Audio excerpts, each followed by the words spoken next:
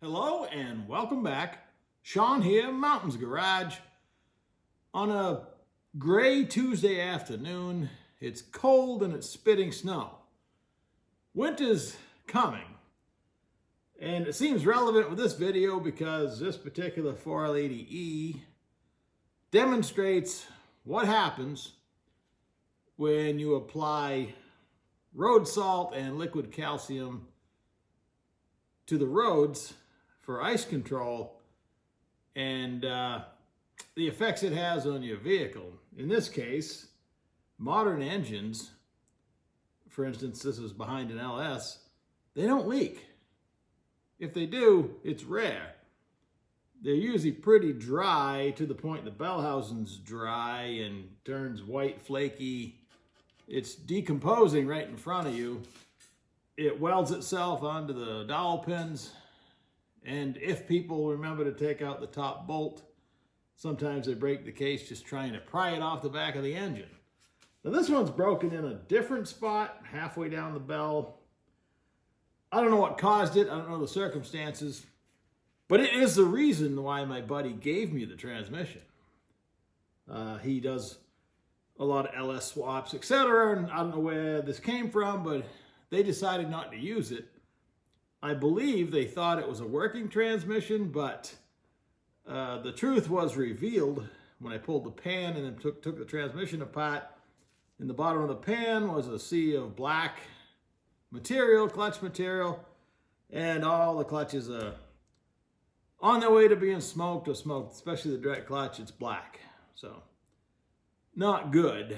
So while stripping it, I ran into all the typical things that I wonder what it's like in other parts of the country. For instance, I used to work on a fleet of vehicles, and the first thing I would do with either a 4L60 or a 4L80E was, when the vehicle was new, I'd take my Torx bit, because this is, the floor, if the floor pan's right there, I'd take my Torx bit and a ratchet, and I would get these brand new Torx bit bolts out and put in a regular hex bolt. Because to service the transmission, to remove the pan, that shift cable bracket is down over the pan, so you can see me. And most like this, people bend out of the way and bend them back and bend out of the way, because after a while, the Torx bits are just round. If I was building this transmission, I weld nuts on there and remove them that way, because most people don't want them on there if you're swapping this into something. If you're really lucky, like the 4L80E in the LS Dodge with 275,000 miles on it when I got it, those bolts came out, and that transmission was beautiful. Why? I don't know. I have not successfully removed the rear speed sensor because the small 8mm headed bolt, takes an 8mm hex, is round. Somebody's tried to get it out. I got the front one out and eventually got the sensor itself out. You can see the white corrosion all over the O-ring.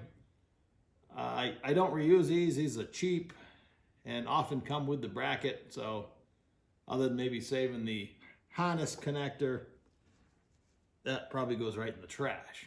While I'm right here, if you have this style bench mount to work on the Treble 400s and all other GM transmissions, it will fit the 4L80E, but you have to grind over here. There's a big square bulge in the case, and there's not enough room around this side. You have to grind about a ½ inch off it. No big deal, you just got to know you have to do it. Now the shift shaft and the seal. I want to harvest these parts because if I ever end up with a 4L80E reed case or have a reason to need this stuff, I have a whole collection of Treble 400 stuff, but this shaft is so rusted in the hole, it won't even move right now. I mean, that would be a no-go right there if you actually tried to use this transmission, because you can't even shift it. The shaft itself is undersized with rust. The rust builds up around the neutral safety switch and just eats away at the shaft. Now, if you read the transmission forums, they say you don't need to remove the shaft to change the seal because they make a tool that screws in from the outside. It's not going to seal on that shaft in my part of the country. Maybe in Texas, that works slick and you can just use the tool, remove the seal, drive in a new one. They sell whole kits to do that. That's never been a reality for me. So I used to taking it apart. However, Turbo 400, this is a cousin of the Turbo 400, they actually share some parts, had a nail we're all familiar with that just pokes through the case. It actually goes up inside the transmission this direction. And with the pump out, if you spin it around, it can actually fall out if you're not paying attention. And that's why people feel the need to bend them instead of just paying attention to it. But that's not what we're talking about today, is it? We're talking about the new style nail. It goes into a blind hole. It has a nail head. I'd show you if it was still here.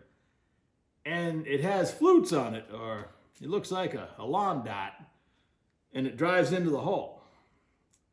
To get it back out, you resort to some kind of prying method. I like to put vice grips over it and try to pry the vice grips while holding the nail straight. Semi-successful that way. The last one I really fought with, I broke it off, and I ended up welding, TIG welding a ball on the end of it that came out so nice, and it came out of the case, and I reused it because the ball was really sturdy, and I didn't have a replacement. Now I actually stock some if you can successfully get them out, which the next step with this, if I was trying to rebuild this case, I would be getting out the welder. However, sitting there staring at it, I don't want to leave these. One, it's going to be a mock-up transmission, and probably doesn't want this stuff dangling down. He wants to use it for his LS swaps. And not wanting to spend the time welding and perfecting. I suppose I could be perfecting my craft, but I was sitting here looking at it before I decided to shoot a video, and I'm gonna sawzall the case. You know, that's an option you don't get to have when you got to rebuild it, but I can make a couple little slices and that whole thing's coming out in one piece. So the realization of that kind of made my day. Sitting there staring at this case, it's even eroded at this point behind where the neutral safety switch was. It's eating the aluminum away pretty good. Another 4L80E quirk is the seal tube that goes into the case. Instead of like a Turbo 400 where the tube is separate from the filter, this filter has the tube built in. It has a drive-in seal, and often the case gets murdered here. People trying to change it. Buddy of mine, John, sent me a simple tool he made. It's a probably 1/2 inch pipe nipple with a cap on it, so you can use a wrench and it threads in, gives you a little leverage, works pretty slick. I believe it's 1/2 inch pipe. I should check that, but in pipe thread, there's only so many choices. I don't believe it's 3/4, so it almost has to be half by the looks of it. So just thread it in. Again, he puts a cap on the end, might even welded the cap so you can horse it around if you want to, but it works slick, especially in the vehicle. I mentioned the dowel pin. I just added another one to my pile. I have a pile of dowel pins I've removed from 4L80E cases because it was still stuck in the transmission. They're the same as a traditional small or big block Chevy, so in the LS, they all take the same dowel.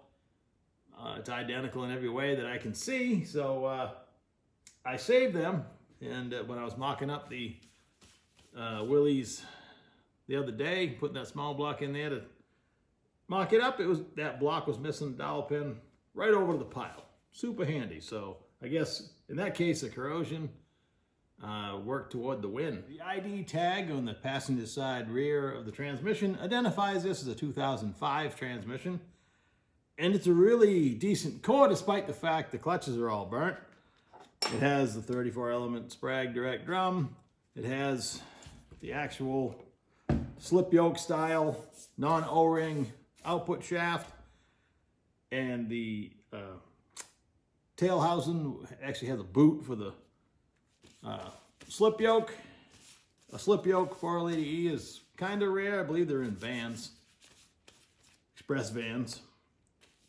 Single wheel with a big aluminum drive shaft. Being a real two-wheel drive transmission, it has the tone ring for the rear speed sensor. On four-wheel drives, a lot of time that's missing because they read speedometer off the tail transfer case output. So to remove the parking pawl, because I'm junkyard in here, same procedure. I just start pushing this pin out. I take the clip out, start pushing the pin from the inside of the case. It pushes out the cup plug, which disappeared into my bucket of oil. I probably wouldn't reuse that piece anyway. But the rest of it, the parking pawl, definitely worth saving. Once again, because if you were to buy an aftermarket case, much like a Turbo 400, I doubt it comes with any of that stuff. I would love to have one, I think. There's options on the market now.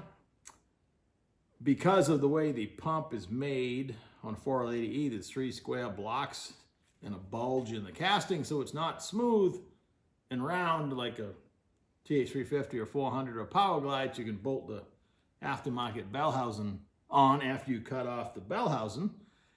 And with the amount of 480E cases with broken bell housings, I literally have probably 10 of these here, 5 of them are broken. It's a chronic issue, at least in my part of the world.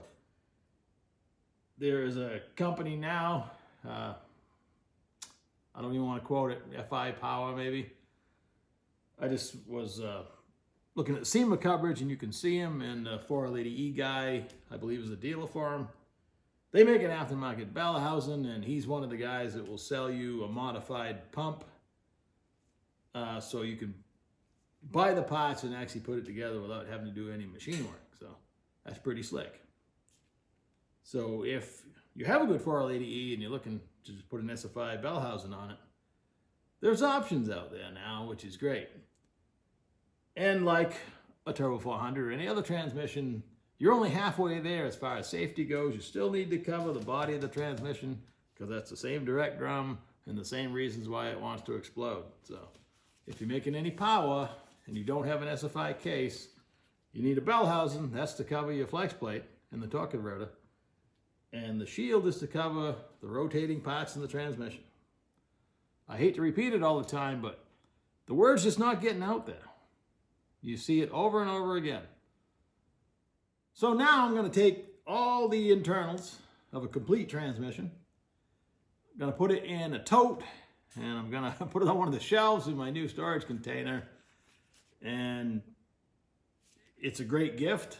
These parts individually cost a fortune. If you buy I'll probably have to give him back the tail housing because he's using it for mock-up, and he might want to put a drive shaft yoke in there. So, you know, it is what it is. But the all-spline output shaft, you go on eBay, they're at least $125 or more. If you're lucky, you might find a output shaft tail housing combo for reasonable money, but probably not. The 480E drum goes up and down like the stock market, but 100 to several hundred is the norm.